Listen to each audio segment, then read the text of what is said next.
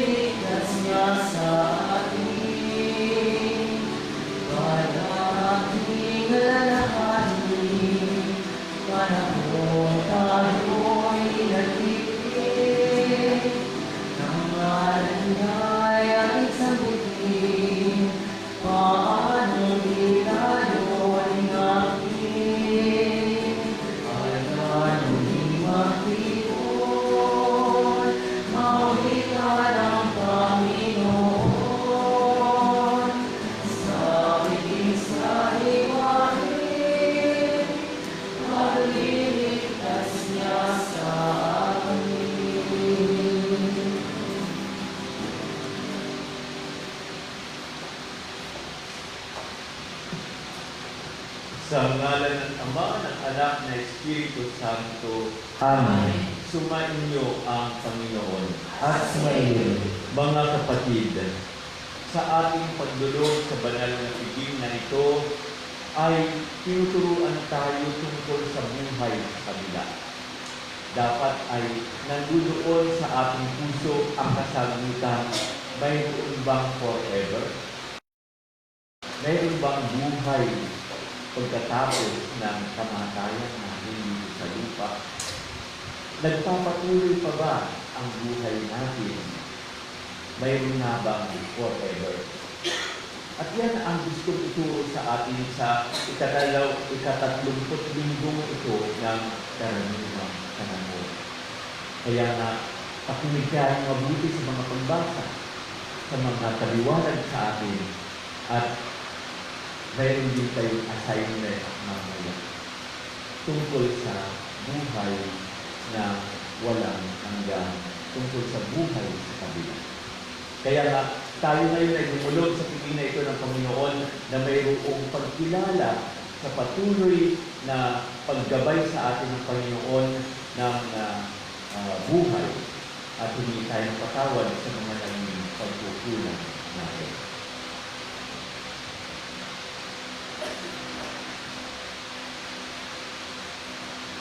Panginoon, nagkasalag kami sa iyo. Panginoon, kaawaan mo kami.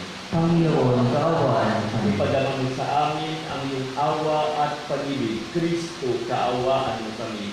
Kristo, kaawaan kami. Makabilang nawa kami sa iyong mga iniligtas. Panginoon, kaawaan mo kami. Panginoon, kaawaan kami. Kaawaan tayo ng makapangyarihang Diyos. Patawarin sa ating mga kasalanan at patnubayan tayo sa buhay na walang hanggan. Amen.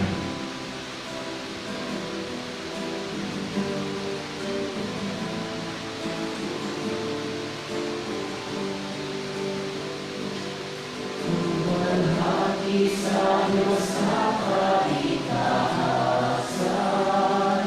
kaloob sa lupain na kayapan, tinupuri ka, ibinagdarman, sinasamba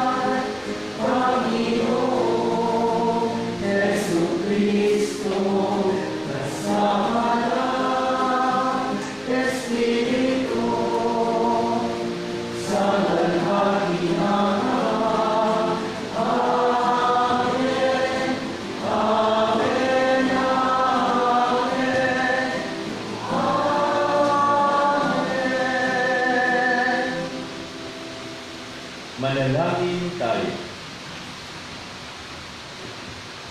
Ama naming makapangyarihan, para mo ng awa na ilayo sa amin araw-araw ang lahat ng mga sumasalungat sa amin at humahadlang upang ang aming buong katauhan ay magkaroon ng kalayaan para kusang sundin ang iyong kalooban. Sa pamamagitan ni Yesu Kristo, kasama ng Espiritu Santo, magpasawalang hanggan. Amen. Magsiupo ang lahat at makinig sa pagpapahayag ng salita ng Diyos. Sa unang pagbasa, dahil sa pananalig nila, sa muling pagkabuhay ng mga namatay, 7 lalaki ang nagpakatatag sa kanilang pananampalataya at hinarap ang pagpapahirap at kamatayan. Makinig po tayo sa unang pagbasa. Pagbasa mula sa ikalawang aklat ng Makabeo. Noong mga araw na iyon, isang ina at ang kanyang 7 anak na lalaki ang ipinahuli ng hari. Sila'y pinahirapan para piliting kumain ng karneng baboy na ipinagbabawal ng Diyos. Isa sa mga anak ang nahas tumayo at nagsalita, "Ano ba ang inyong ibig mangyari sa pagpapahirap sa amin? Matamis pa sa amin ang mamatay, kaysa lumabag sa mga kautusan ng aming ninuno." Bago namatay, sinabi ng ikalawang anak ng malakas sa hari, "Kasumpa-sumpang halimaw, maaari mong kunin ang buhay namin dito sa lupa, ngunit bubuhayin kami muli ng hari ng buong daigdig upang hindi na muling mamatay, sapagkat sinusunod namin ang kanyang mga utos." Ganoon din parusa ang sinapit ng ikatlong anak. Noong siya'y utusang ilawit ang kanyang dila, ginawa niya ito, at walang atubiling iniabot ang kanyang mga kamay. Ganito ang sinabi niya, "Tinanggap ko ang mga kamay na ito buhat sa langit. Subalit mas mahalaga para sa akin ang mga utos ng Diyos, at umaasa akong ibabalik niya ang mga kamay ko." Pati ang hari at mga tauhan ay humanga sa ipinakita ng tapang ng loob at sa pagiging handa sa pagtanggap ng pagpaparusa nila. Namatay rin ang ikatlong kapatid na ito. Isinunod namang parusahan ang ikaapat sa ganito ring malupit na pamamaraan. Nang mamamatay na, sinabi nito, "Ako'y maligayang mamamatay sa kamay ninyo, sapagkat alam kong ako'y muling bubuhayin ng Diyos. Ngunit ikaw, Antioco, ay walang pag-asang mabubuhay uli." Ang salita ng Diyos. Salamat sa Diyos. Salmong tugunan. Paggising ko, poong sinta, sa piling mo'y magsasaya. Paggising ko, buong sinta, sa piling mo'y magsasaya. Dinggin mo po, Panginoon, ang tapat kong panawagan. Poon, ako ay dinggin mo sa daing ko na tulungan. Pagkat ako'y taong tapat, di nandaya kailanman. Kaya ako'y sumasamong, dalangin ko ay pakinggan. Paggising ko, buong sinta, sa piling mo'y magsasaya. Palagi kong sinusundan ang landas mong itinakda. Hindi ako lumilipis sa kanan man o kaliwa. Ang daing ko, Panginoon, ay lagi mong dinirinig. Kaya ako'y dumudulog at sa iyo humihigit. Paggising ko, buong sinta, sa piling mo'y magsasaya. Kung paanong sa mata mo'y lubos ang iyong pag-iingat, gayon ako ingatan mo sa lihim ng iyong pakpak. Yamang ako ay matuwid, ang mukha mo'y mamamalas. Kapag ako ay nagising, sa piling mo'y magagala. Paggising ko, buong sinta, sa piling mo'y magsasaya. Sa ikalawang pagbasa, hinihiyak ni Pablo sa mga taga-Tesalonica na dapat natapat ang Panginoon at handang magbigay sa kanila ng lakas, ng loob, at pag-asa sa gitna ng mga panganib. Makinig po tayo sa ikalawang pagbasa. Pagbasa mula sa ikalawang sulat ni Apostol San Pablo sa mga taga-Tesalonica. Mga kapatid, Alawin nawa kayo ng ating Panginoong Jesucristo at ng ating Diyos at Ama na umibig sa atin at sa kanyang habag ay nagbigay sa atin ng walang pagbabagong lakas ng loob at matibay na pag-asa. Bigyan nawa kayo ng matatag na kalooban upang inyong maipahayag at maisagawa ang lahat ng mabuti. Sa wakas, mga kapatid, ipanalangin ninyo kami upang ang salita ng Panginoon ay mabilis na lumaganap sa lahat ng dako at dakilain ng lahat tulad ng ginawa ninyo. Italangin din ninyo na maligtas kami sa mga bukton at masasamang tao sapagkat hindi lahat ay naniniwala sa salita ng Diyos. Tapat ang Panginoon. Bibigyan niya kayo ng lakas at ililigtas sa diablo. Dahil sa Panginoon, malaki ang aming pagtitiwala na ginagawa ninyo at patuloy na gagawin ang mga sinabi namin sa inyo. Akayin nawa kayo ng Panginoon tungo sa pag-ibig sa Diyos at sa pananatili kay Kristo. Ang salita ng Diyos. Salamat sa Diyos.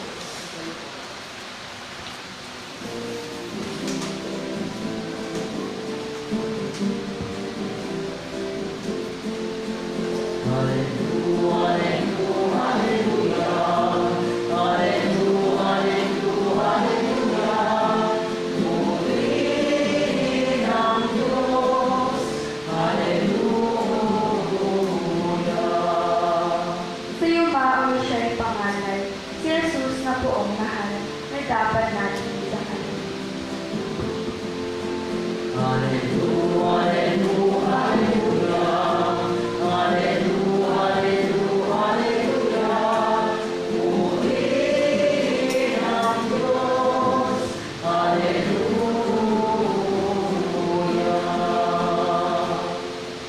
Sumainyo ang Panginoon. At sumaitin. Ang mabuting balita ng Panginoon ayon kay San Lucas. Papuri sa iyo, Panginoon. Noong panahon iyon, may ilang Saduceo na lumapit kay Jesus. Ang Saduceo ay hindi naniniwala na muling bubuhayin ang mga patay. Guro, anila, naglagda po si Moises ng ganitong batas para sa amin. Kung mamamatay ang isang lalaki at maiwang walang anak ng kanyang asawa, ang kapatid na lalaki dapat pakasal sa balo upang magkaanak sila para sa namatay.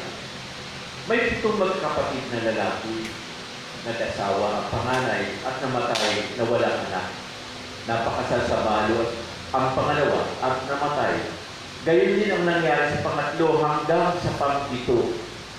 Isa-isang na pangasawa ng babae at pawang namatay na walang anak. Sa kahuli-hulihan, namatay naman ang babae. Ngayon, sa muling pagkabuhay, sino po sa 7 ang kikilalaning asawa niya? Yamang na pangasawa niya silang lahat. At sabagot si Jesus, sa buhay na ito, ang mga lalaki at mga babae nag-aasawa, ngunit ang mga lalaki at babae karapat-dapat na muling buhayin para sa kabilang buhay ay hindi na mag-aasawa. Hindi na sila mamamatay sapagkat matutulad na sila sa mga anghel. At sila'y mga anak ng Diyos, yamang muli sila binuhay. Maging si Moises ay nagpapatunay na muling binubuhay ang mga patay sapagkat sa kanyang kasaysayan, hinggil sa nagliliyab na mababang punong kahoy, ang Panginoon ay tinawag niyang Diyos ni Abraham, Diyos ni Isaac, at Diyos ni Jacob. Ngunit, ang Diyos ay hindi Diyos ng mga patay, kundi ng mga buhay. At sa Kanya'y buhay ang lahat. Sinabi ng ilan sa mga iskriba, magaling ang sagot niyo, Guro, at wala nang nangahas na magtanong sa kanya ng anuman. ang mabuting balita ng Panginoon. Pinupuri ka namin ng Panginoong Jesus. Magsiupo ang lahat. Mga kapatid kay Kristo, nabanggit ko sa kasimula ng ating pagdiriwang na ang ating tatalakayin na paksa ay hindi madaling ipaliwanag, pero susubukan po natin mabuti na mayroong forever, na mayroong buhay na muli pagkatapos ng buhay natin dito, na mayroong kabilang buhay, mayroong resurrection. Sa pasimula ng kasaysayan ng mga Israelita, hindi naman sila kaagad naniniwala na may buhay na walang hanggan, na mayroong forever. Kasi, unti-unti lang ang pagbibigay ng revelation ng Panginoon sa mga Israelita at sa ating lahat. Nagsimula ito na kanilang pananaw na ang buhay dito sa daigdig ay isa na. Tapos na, pag ikaw ay matay, tapos na. Ang system, kapag kayo gano'n ang inyong pananalig, pag yun ang sinasampalatayanan mo, yun ang paniniwala mo, mayroong repercussion yan sa uri ng buhay mo. Halimbawa, kung sasabihin mo walang buhay sa kabila, wala kang pananagutan. Kasi ang akala nila, pag namatay ka na, ibabaon ka sa lupa at doon ang tawag nila doon sa underneath the ground ay Hades. Wawang kadiliman. Mabubulog ka na lang doon hanggang doon na ang buhay mo. Hanggang sa magnas na lahat, wala na. Forever ay mawawala ka na. Kaya nga, yung kaisipan nila na magbabayaran ko maski sa kabilang buhay, wala yan. Kaya nga ang kanilang motto, ang prinsipyo nila, eat now, drink and be merry, for tomorrow you die. Yun ang magiging kalalabasan ng kanilang uri ng buhay kapag wala silang inaasahan na buhay sa kabila. Kaya nga, tignan natin, sila ngayon, sabi ka ang buhay ko ay iisa, magpakasasa ako sa buhay na ito. Kapag ikaw ay mayaman, pinagpapala ako ng Diyos. Kasi mayaman ako. Marami akong blessing mula sa Panginoon. Kung minsan ganyan pa rin ang pananaw natin. Mayaman, maraming blessing, ikaw ay pinagpapala, favorite ka ng Diyos. Pero kapag ikaw ay mahirap lang, hindi ka nakakatanggap ng blessing mula sa Panginoon. Ganun na ang magiging pananaw nila. Kasi pagkatapos nun, dapat mag-enjoy ka. Hindi ka nag-i-enjoy kasi siguro hindi ka mahal ng Diyos. Yan. Kung ang pananaw natin walang forever, ay gagawin mo ang lahat para mag-enjoy ka sa buhay na ito. Kasi, YOLO, sabi mo. Ano yung YOLO? You only live once. Yun. Tignan mo ang mangyayari sa iyo. Kaya nga, sila ganoon ang kanilang pananaw sa buhay. Yun, kapag gumagawa sila ng mabuti, kasi bibiyayaan sila ng Diyos, yayaman ako pag gagawa ako ng mabuti. At yun ang ginagawa nila. Yayaman ako. Blessing yan sa Panginoon. At wala na pagkatapos mo ng buhay na ito. Mag-enjoy ka. Kasi YOLO. Tapos wala na pag namatay ka na. Yan. Hanggang sa umabot tayo around 2,000 years before Christ sa aklat na ni Propeta Daniel. Makita mo na unti-unti ang mga tao. May mga tao parang na-persecute na. May mga ibang mga tao na lumulupig sa kanila. At ang sabi nila, ako po ay mabuting tao. Pero bakit ako pinarurusahan pa rin? Nakita ko yung mga ibang taong masasama.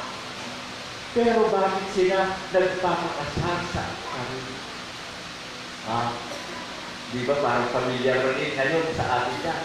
Dahil tatanong din natin, bakit yung mga iba, alam kong masamang tao, pero bakit nabubuhay na para bagang masayang-masaya sila? Sagana pa sila. Pero ako, nagpapakabuti ako. Gumagawa ako ng mabuti. Bakit parang pinarulusahan pa rin ako? Sabi ni Propeta Daniel, unti-unti nasasabi nila sa mga tao, hindi masasayang yung pagiging mabuti ngayon. Sapagkat ang Diyos natin ay bibigyan kayo ng gantimpala kahit na doon sa kabilang buhay. Pero yung mga taong nagpapakasasa ngayon pero masasama ang ugali, sila rin ay magkakaroon ng walang hanggang kahihiyan sa buhay sa kabila. Sabi nga niya, ay mamamatay ba kayo ngayon? Bubuhay kayo ng Diyos.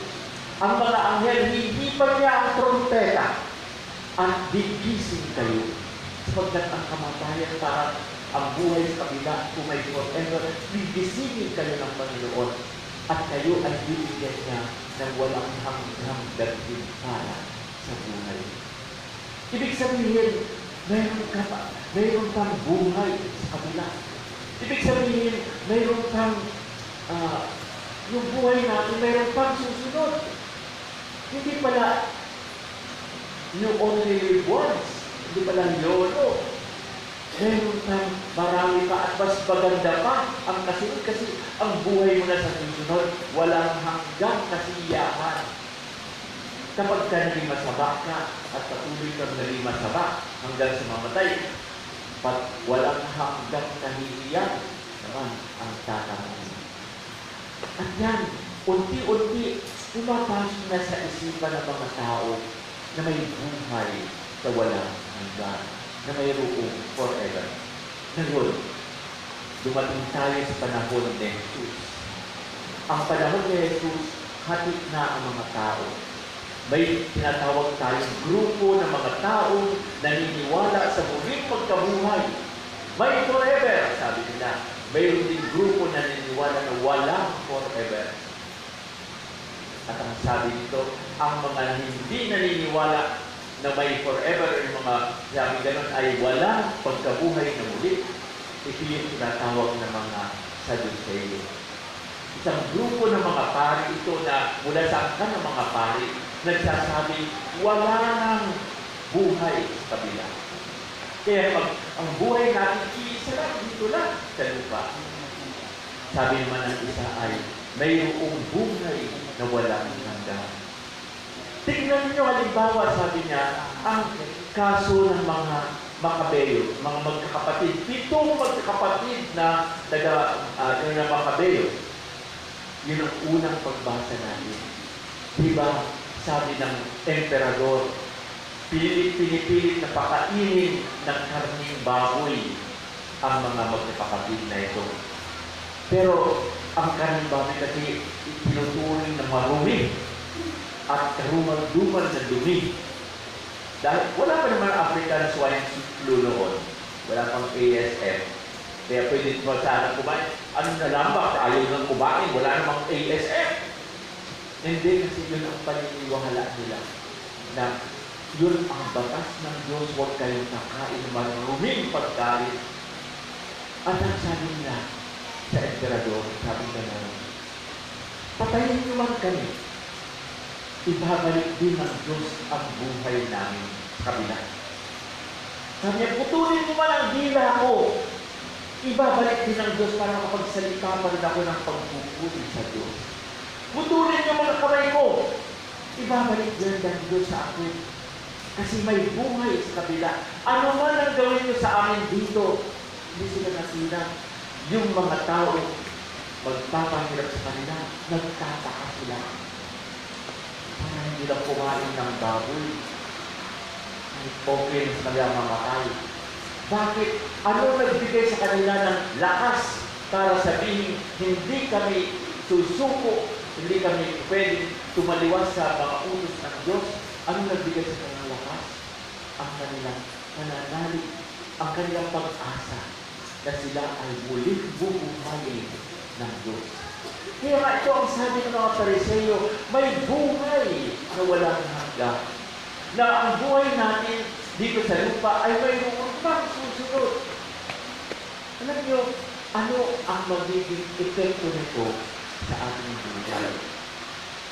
Ang mga Saduceo, nagsabi sila kay Jesus sa Ebanghelyo, kung ang buhay natin dito ay may buhay sa kabila, kung yun ang sinasabing may buhay. Ngayon, ang batas natin, pagka ang isang lalaki ay namatay, na may asawa, at namatay na walang anak, yung kapatid ng lalaki ang dapat ay may karoon din, ikakasal din sila doon sa bahalo para magkaroon sila ng anak. Sabi gano'n, ngayon, ito yung magkapatid, namatay silang lahat, walang naiwang anak. Namatay din yung babae. Tapos sabi gano'n, pag mayroong pagkabuhay, kaninong asawa? Sabi niya gano'n, maling-mali kayo. Sabi ni Jesus, sa muling pagkabuhay, iba na dapat ang ating pananaw. Sapagkat may buhay na walang hanggan. Hindi na katulad ng buhay natin dito sa lupa, kundi nagpapatuloy ang buhay natin. At sino man ang mga mahal mo sa buhay, sama-sama tayong magpupuri sa Diyos. Hindi niyo sila iiwanan. Sama-sama pa rin kayo, pero kayo ay parang mga anghel. Kayo ay mga anak ng Diyos. At yun, hindi nyo na iniisip tungkol sa sino ngayon ang asawa ko. Hindi, sama-sama tayo nagpupuri, nagpapasalamat sa Diyos. Kaya nga, alam mo, ano ang uri ng buhay mayroon tayo kung anong pananampalataya mo ay walang forever? At ano naman ang buhay mo kapag mayroon kang pananalig na mayroong buhay na walang hanggan? Kaya hindi ko po yan sa ganito. Kung mayroong shortage ng bigas, ano ang tendency mo? Ay, mag-hoarding ka. Pag mayroon ka nakita bigas, hoarding mo yan. Kasi baka bukas wala na. Kukunin ko na yan kasi baka bukas wala na. Kukunin ko yan kasi mga anak ko, baka bukas wala na. Hoarding. Pero kung ang buhay, ang pananaw mo sa buhay ay mayroon pang mas marami pang darating. Ibibigay pa sa atin ng Panginoon na mas marami pang darating. Di ba nasabihin mo, okay lang, kasi may buhay pa. Marami pang darating sa atin. Hindi tayo pababayaan ng Diyos. Kasi mayroon forever. At yan ang pananaw na dapat mayroon tayo. Sabi nga ni San Pablo sa mga Thessalonica, ay ganito sabi niya, kung mayroon namatay sa inyo, siyempre, malungkot ka, iiyak ka, sabi gano'n. Ngunit, huwag kayong umiyak na parang wala ng pag-asa. Umiyak man kayo ngayon, ay ang iyak ninyo ay dapat mapupunta rin sa isang pag-asa na muli kayong magkikita, magkakasama-samang muli sapagkat may buhay sa kanila. Marami kang pagkakataon na darating sa atin para magkasama-sama tayo. Kaya nga, sabi nga ni St. Teresa of the Child Jesus, ganito po ang pananaw niya. Sabi ng iba, baliwala daw lahat ang aking pananalig sa buhay sa kabila.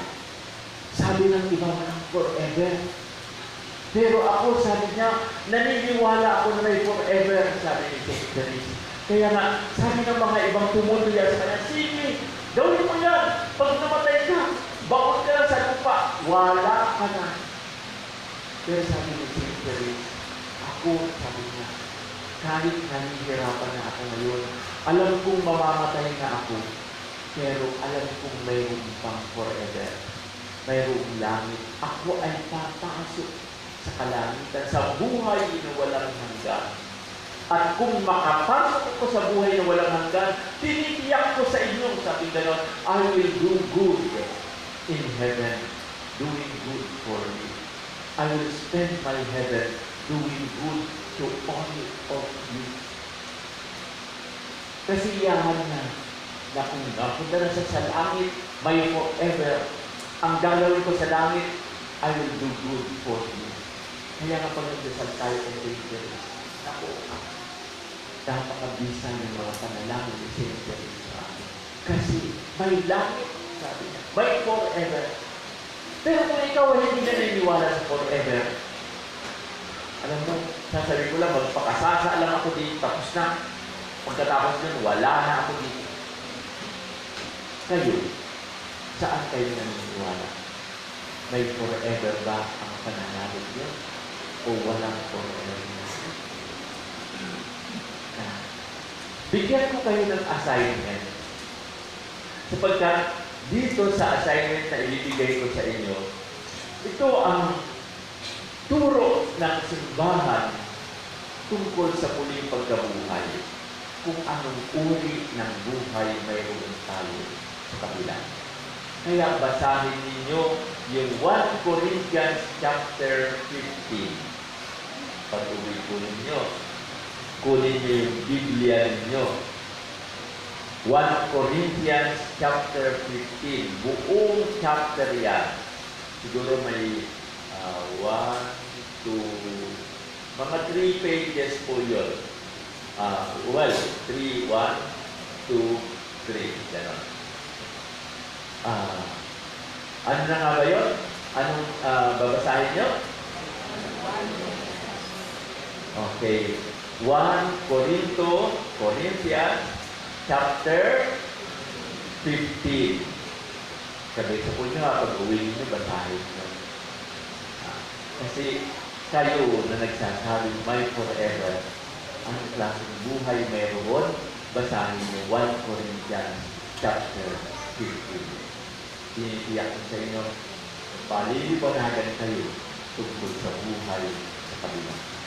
Kaya sinisiguro ko sa inyo, kapag kayan ang panahon niyo sa buhay, ang buhay niyo sa lupa ay parang langit ng Diyos.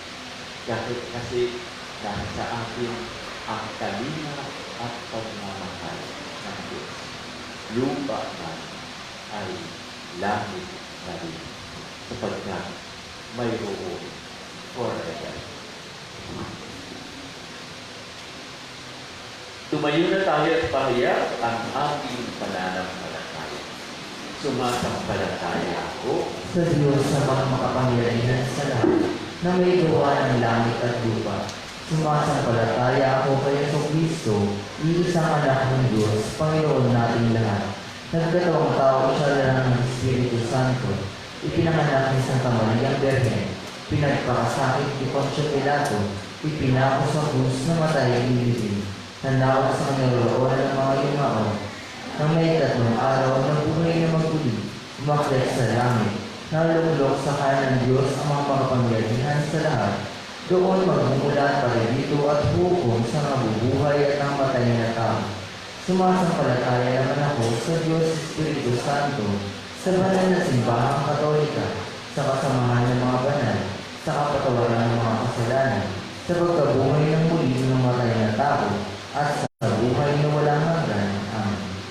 manalangin tayo sa Diyos na may akda ng ating buhay at pagtalinawan niya tayo sa ating pag-iral sa mundong ito. Ang tugon natin, Panginoon ng buhay, dinggin mo kami. Panginoon ng buhay, dinggin mo kami. Para sa mga obispo, pari, relihiyoso at misyonero, huwag nawa silang panghinaan ng loob sa mga hamon ng pagbabago at maging lalong masigasig sila sa pagpapahayag ng Ebanghelyo. Manalangin tayo.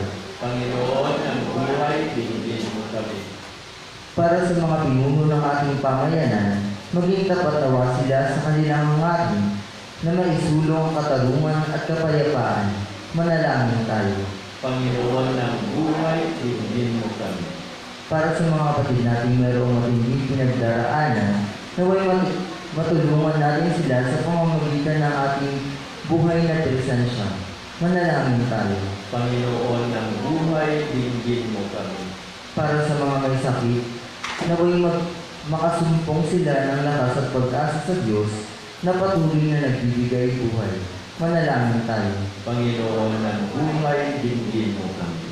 Para sa mga pumanaw na makatinawa sila sa buhay na itinangako ng Diyos, sina Elenita Ramos Tagabaw, Ernesto Ramos, Junjun Corralde, Soledad, Belencio Macfil, Bonifacio, at Elaine Ronquillo. Manalangin tayo. Panginoon ng buhay, dinggin mo kami. Sa ilang sandali ng katahimikan, ating ipanalangin ang iba pang pangangailangan ng ating pamayanan, pati na rin ang ating pansariling kahilingan. Manalangin tayo.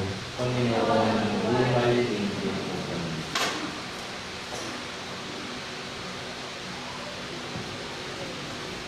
Ama, itinataas namin sa iyo ang aming mga panalangin sa ngalan ng iyong anak na nagmahal sa amin at inialay ang kanyang buhay upang kami ay magkaroon ng bagong buhay sa piling mo, kasama ng iyong Espiritu Santo magpasawalang hanggan. Amen.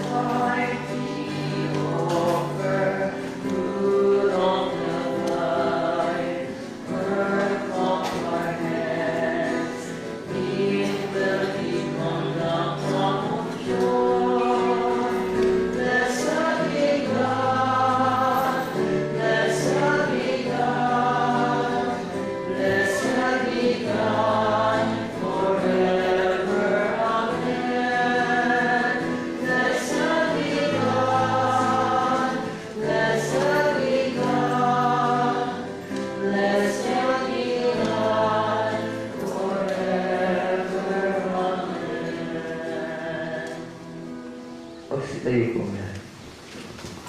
Manalangin kayo mga kapatid upang paghahain natin ay kalugdan ng Diyos Amang makapangyarihan. Tanggapin nawa ng Panginoon itong paghahain sa iyong mga kamay, sa kapurihan niya at karangalan, sa aming kapanginabangan at sa buong sambayan ng banal. Ama naming lumikha, kalugdan mo ang paghahain ng mga natitipon dito upang ang aming ginaganap na pag-aalay ng sarili sa anak mo ay aming pakinabangan sa kanyang pamamagitan kasama ng Espiritu Santo magpasawalang hanggan. Amen.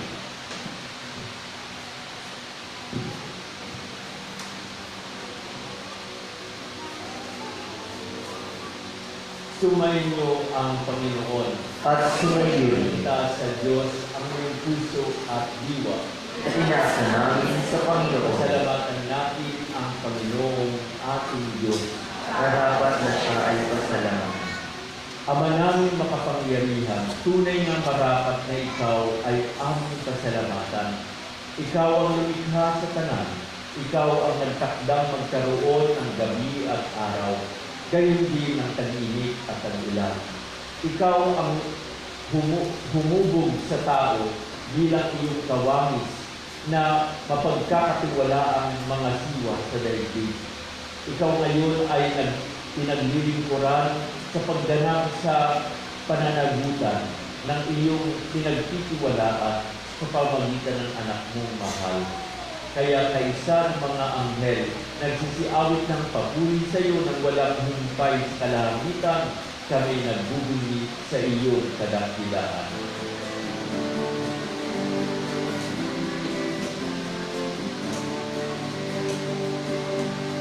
Santo, Santo, Santo, Diyos makapangyarihan, Diyos na malaki ang langit at lupa. Hosana, Hosana, sa kaitaasan, pinagkarangal sa ngalan ng Panginoon. Hosana, Hosana, sa kaitaasan. Hosana, Hosana, sa kaitaasan.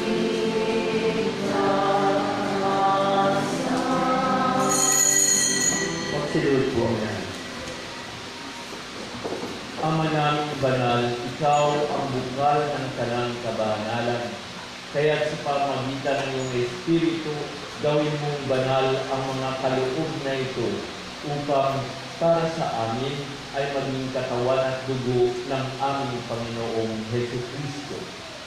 Bago niya pinagtiis ang pusang loob na maging handog, hinawakan niya ang tinapay. Pinasalamatan kaniya, pinaghati-hati niya iyon, iniabot sa kanyang mga alagad at sinabi, tanggapin ninyong lahat ito at kanin. Ito ang aking katawan na ihahandog para sa inyo.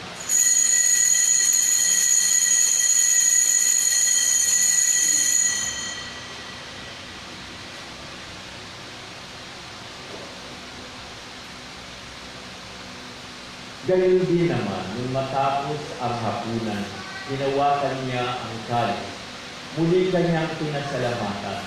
Iniabot ang kalis sa kanyang mga alagad at sinabi, tanggapin ninyong lahat ito at inumin. Ito ang kalis ng aking dugo ng bago at walang hanggang tipan. Ang aking dugo na ibubuhos para sa buhat, para sa inyo at para sa lahat sa ikapagpapatawad ng mga kasalanan. Gawin ninyo ito sa pag-alala sa akin.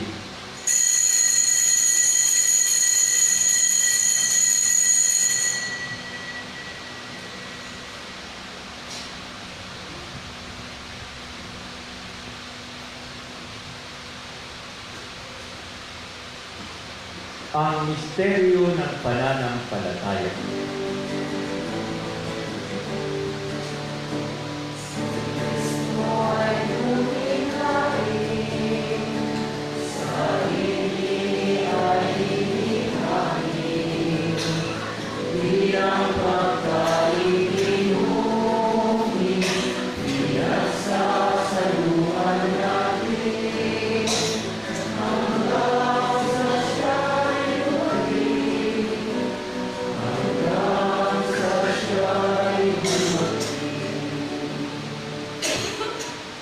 Ama, ginagawa namin ngayon ang pag-alala sa pagkamatay at muling pagkabuhay ng iyong anak. Kaya iniaalay namin sa iyo ang tinapay na nagbibigay buhay at ang kalis na nagkakaloob ng kaligtasan. Kami nagpapasalamat dahil kami iyong minarapat na tumayo sa harap mo para maglingkod sa iyo. Sinasamo namin na kami magsasalo-salo sa katawan at dugo ni Kristo ay mabuklod sa pagkakaisa sa pamamagitan ng Espiritu Santo. Amalingapin mo ang iyong simbahang laganap sa buong daigdig. Puspusin mo kami sa pag-ibig kaysa ni Francisco na aming Santo Papa, ni Bartolome na aming mahal na Obispo at ang kanang kaparian, Alalahanin mo rin ang mga kapatid naming nahimlay na may pag-asang sila'y muling mabubuhay at gayon din ang lahat ng mga pumanaw.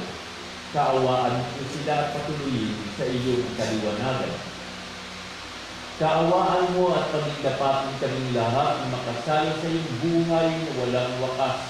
Kaisa ng mahal na Birheng Maria na Ina ng Diyos, kaisa ni San Jose, kanyang esposo, kaisa ng mga apostol at mga martir at ang lahat ng mga banal na namuhay dito sa daigdig ng kalugod-lugod sa iyo, may pagdiwang nawa namin ang pagpupuri sa ikararangal mo sa pamagitan ng iyong anak na aming Panginoong Heso Kristo. Sa pamamagitan ni Kristo, kasama niya at sa Kanya, ang lahat ng parangal at papuri ay sa iyo, Diyos Amang makapangyarihan, kasama ng Espiritu Santo, magpasawala hanggang.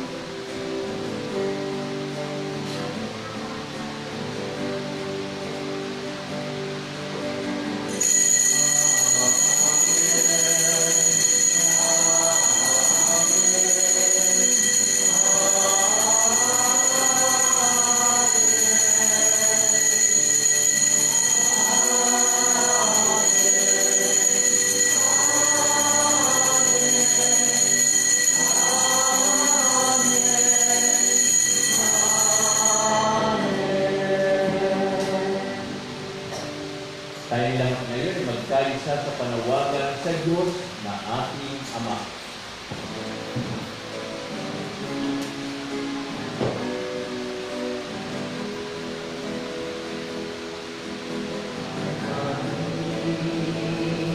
Sumasalangit ka sa panalig ng ngalan mo. Mapasabi ang kaharian mo. Sundin ang loob mo dito sa lupa at sa langit. Bigyan mo kami ng aming kakanin sa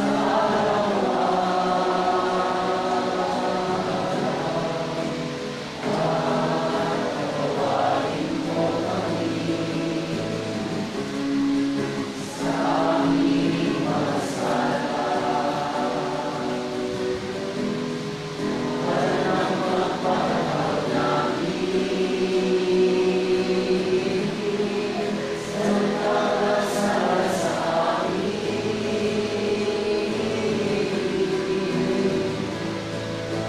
Katwang kami ipahin tulong sa gusto. Ayayaw kami sa lahat ng masama.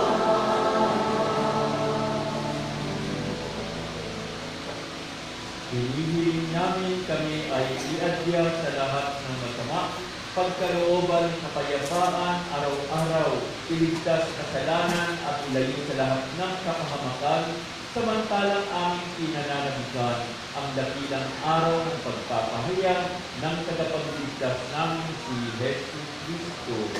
Sapagkat sa iyo ang kaharian, ang kapangyarihan at ang kapulihan, magpakailanman. Amen. Panginoong Heso Kristo, sinabi mo sa iyong mga apostol, kapayapaan iniiwan ko sa inyo, ang aking kapayapaan binibigay ko sa inyo. Tunghayan mo ang aming pananampalataya at huwag ang aming mga pagkakasala. Pagkalooban kami ng kapayapaan at pagkakaisa ayon sa iyong kalooban, kasama ng Espiritu Santo, magpasawala hanggang. Amen. Ang kapayapaan ng Panginoon ay laging sumaing lahat. At sa iyo, Magbigay tayo ngayon ng kapayapaan sa isa't isa.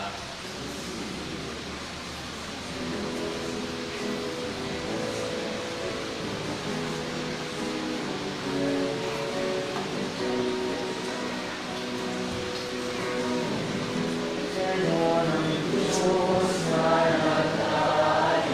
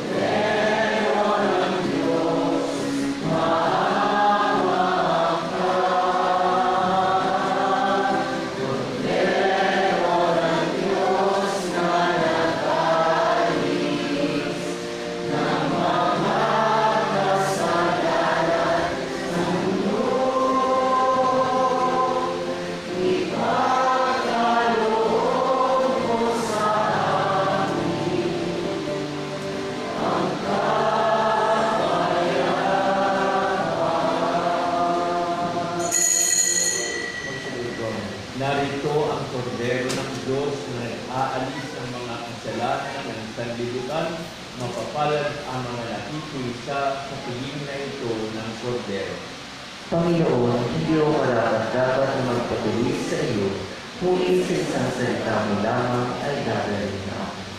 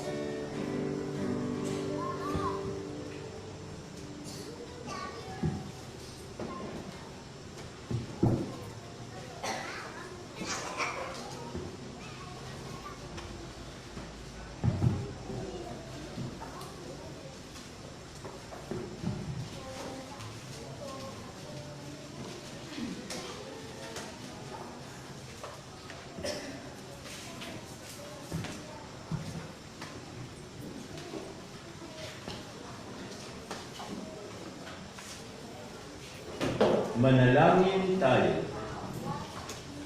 Ama naming mapagmahal, tinatanaw naming utang na loob ang banal na pakikinabang at iniluluhog namin ang Espiritu Santo ay mag-umapaw sa kalooban namin kanyang tinigid ng iyong kadakilaan upang ang iyong kagandahang loob ay manatili sa aming palagian. Sa pamagitan ni Hesu Kristo, kasama ng Espiritu Santo, magpasawalang hanggat. Amen. Magsipo po ang lahat.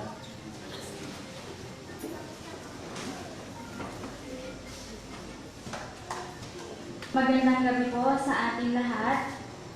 Nais po natin kayong anyayahan bilang paghahanda po natin para sa darating nating kapistahan. Sa November 27 po, kamistahan po na mahal na Ina Medalla Milagrosa. Ngayon po, ang ating nobina po ay magsisimula na sa November 18, araw po yun ng Lunes, hanggang November 26 po, araw ng Martes. Ang ating nobina po ay magsisimula sa ganap na ika-4 at kalahati, 4:30 po ng hapon, nasusundan naman po ng banal na misa sa ganap na alas 5 po ng hapon.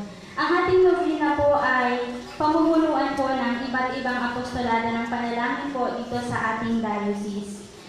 Sa mismong araw naman po ng ating fiesta, November 27 po, araw po yun ng Miyerkules, ang ating misa mayor po ay sa ganap na alas 8 ng umaga sa pamumuno po ng ating bishop po, si Bishop Bartolome Santos. Pagkatapos po ng ating banal na misa ay magbibigay po ang Lions Club ng mga libreng reading classes po para po sa mga magsisimba sa araw na yon.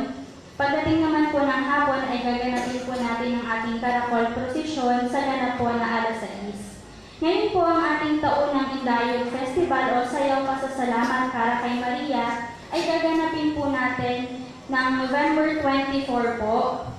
Araw po yun ng linggo. Kaya po inaanyayahan po namin kayo o mga grupo po na nais sumali sa ating Indayog Festival, maaari lang po tayo makipag-coordinate po sa mga volunteers ng Garden of Prayer para po sa ating guidelines at sa tugtog po na gagamitin natin sa ating festival. Yun lamang po at sana po ay patuloy po natin suportahan ang gawain dito sa Garden of Prayer. Muli po, magandang gabi sa ating lahat.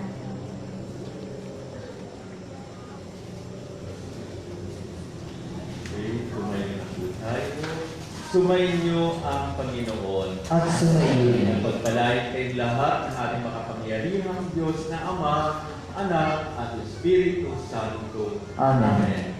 Tapos na po ang ating pagdiriwang ng banal na Eucharistia. Sumayo tayo sa kapayapaan at pagmamahal ni Kristo. Salamat sa Diyos.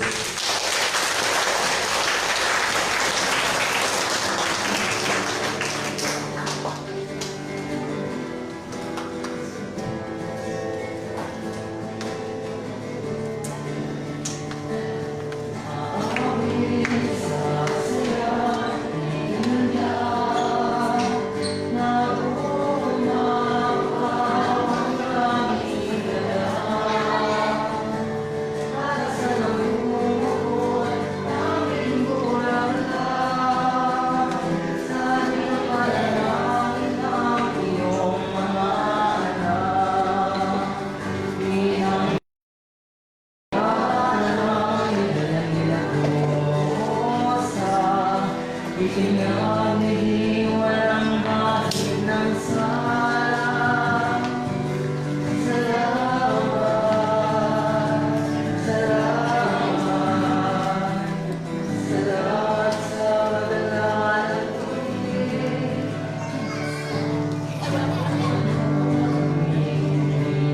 Iligaya, pinawi mo ang lahat ng aming